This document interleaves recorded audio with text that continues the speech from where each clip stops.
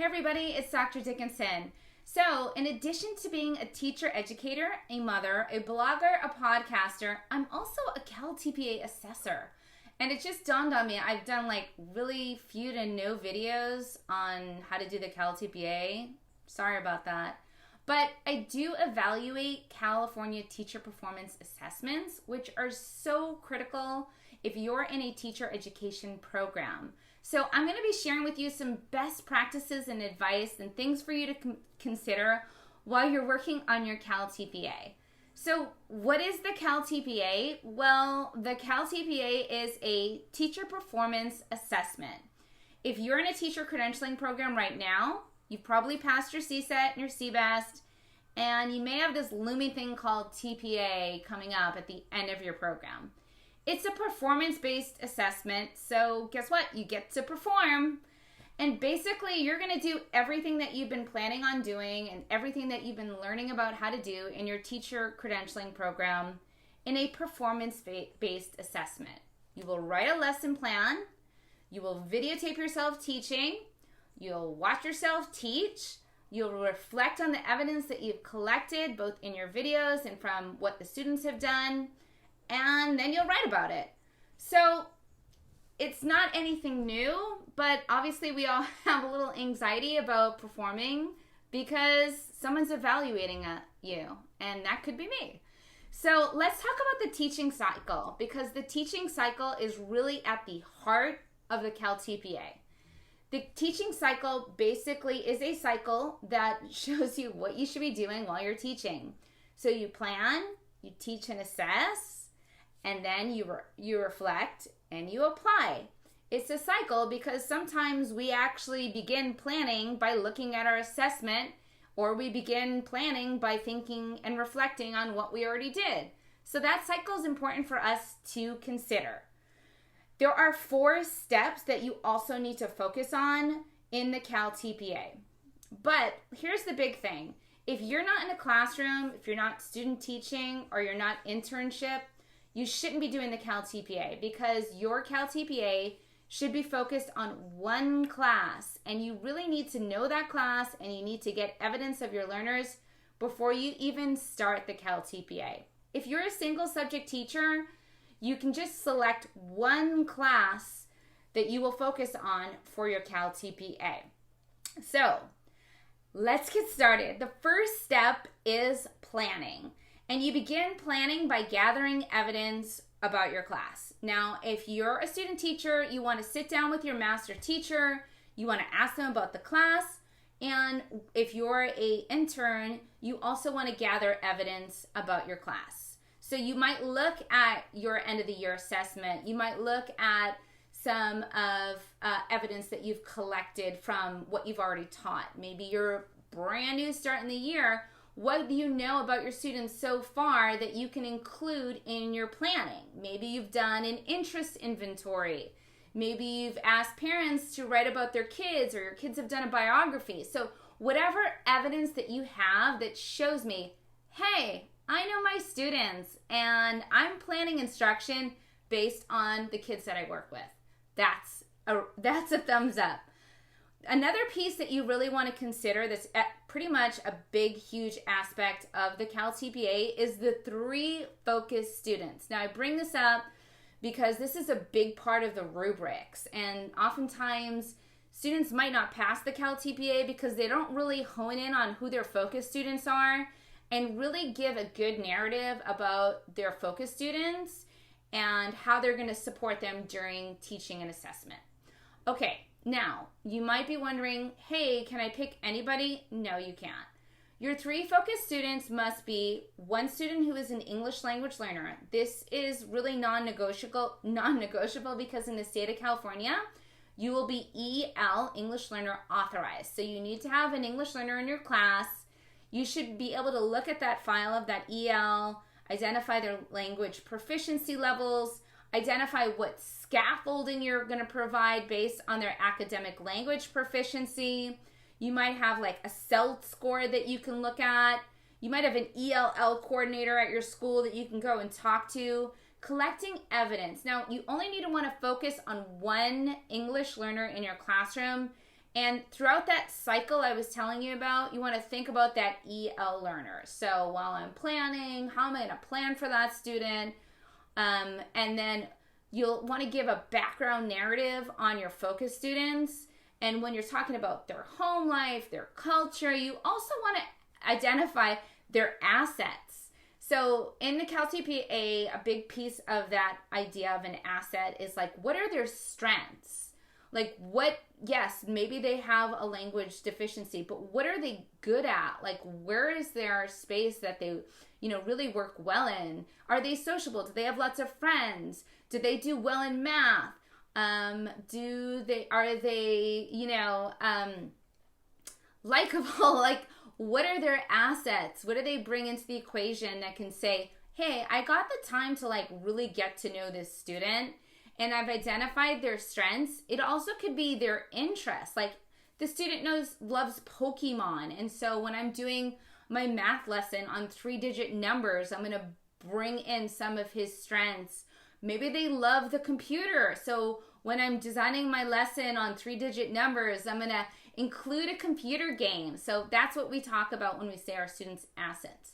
You also want to identify their needs, their areas for growth. And again, going back to that evidence, what are some needs?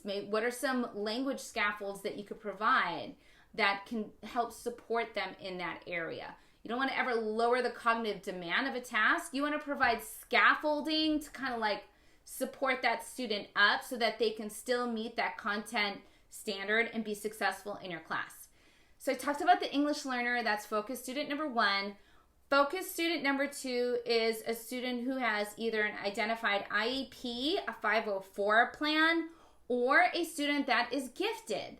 Now, if any of those 3 things, you want to make sure that you're looking at the student's file, looking at their IEP, thinking about what accommodations there are, what are their goals, talking about what they have an IEP for. Is it a specific learning disability? Is it speech and language?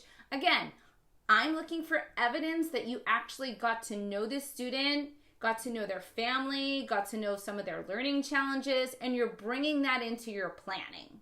That's what it looks like, okay? Now, if you're a kindergarten teacher, you might say, but Patricia, I don't have students who have IEPs. Well, then you should focus on a student who might have a academic struggle that you can talk about and focus on for that second focus student. So first focus student is EL. Second focus student is a student who has identified learning needs. And a third focus student is a student who needs social emotional support. So think about a student, maybe they have some behavior issues in your classroom that might be an underlying factor of some other things that are going on at home.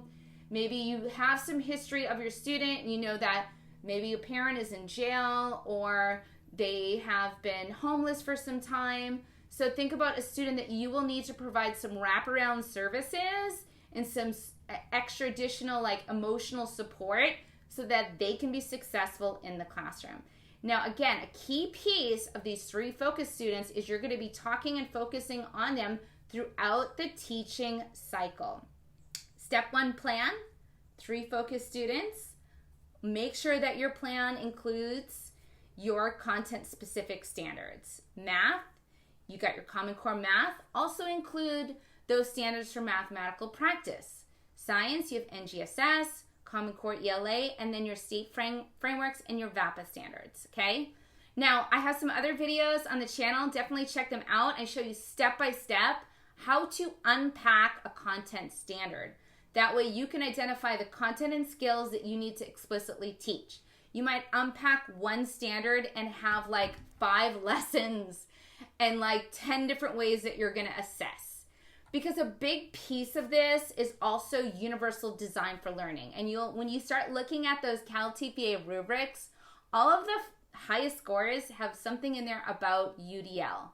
So UDL, Universal Design for Learning, includes those 3 principles of multiple means of action expression, engagement, and representation. So if you want to go for that big 5, that highest score in the rubric, make sure that you're talking about UDL and you're bringing UDL strategies into your plan, as well as I want to see evidence of that when you're teaching. Okay, plan, step 1. Step 2 is teach and assess. So remember I told you this is a performance-based assessment. You need to perform.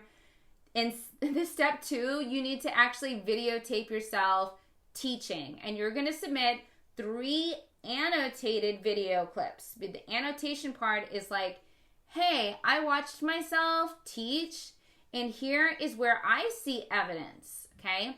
And what we're looking for in the CAL TPA in your video clips is evidence that you're creating a safe and positive learning environment. So like maybe I'm greeting my students at the door, I'm doing a check-in, I'm doing like a soft SEL warm up to just kind of like create that safe space for my kiddos so they feel engaged. I'm activating some prior knowledge so they feel comfortable and connected to what I'm teaching.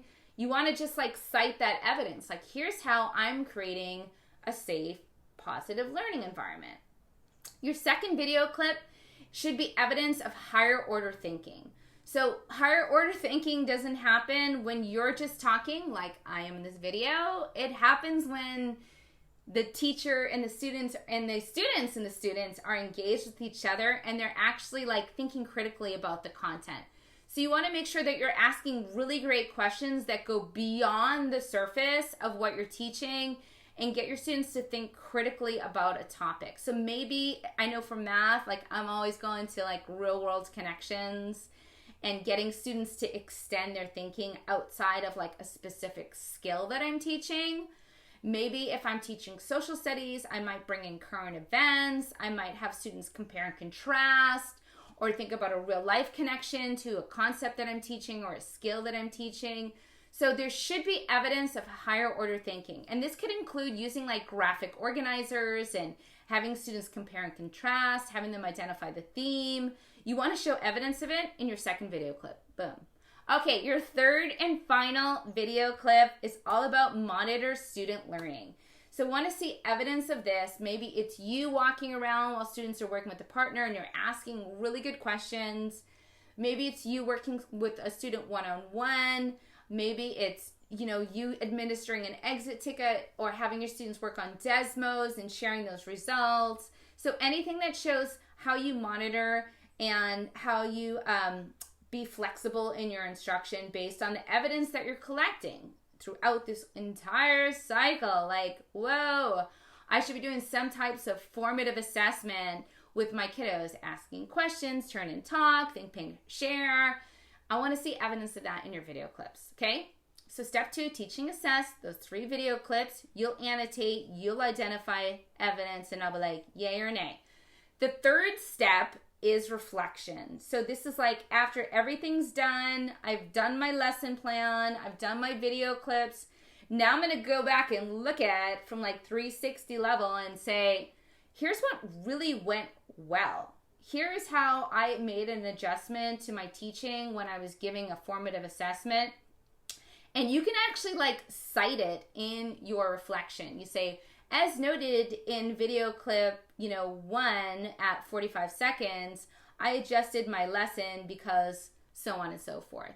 So you're reflecting, looking at evidence. And so definitely, you can talk about your lesson plan. You could talk about what went well. You could talk about how it supported your 3 focus students. You could talk about what adjustments you would make. You could talk about areas for growth in your lesson. So it's reflection. It's not perfection, it's progress. And then the final step is apply.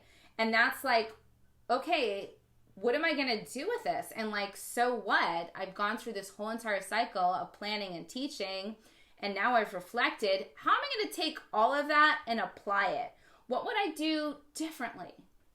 Maybe I'd add more enthusiasm to my videos because it looks like my kids were bored.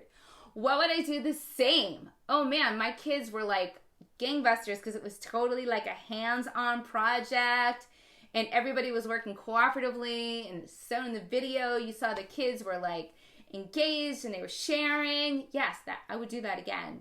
So again, think about all that evidence from those first 3 steps and how you're going to apply that into the teaching cycle. So I hope you found this video helpful. Definitely like and subscribe. And leave a comment. Let me know what you liked and what you'd like to see more of. Bye-bye.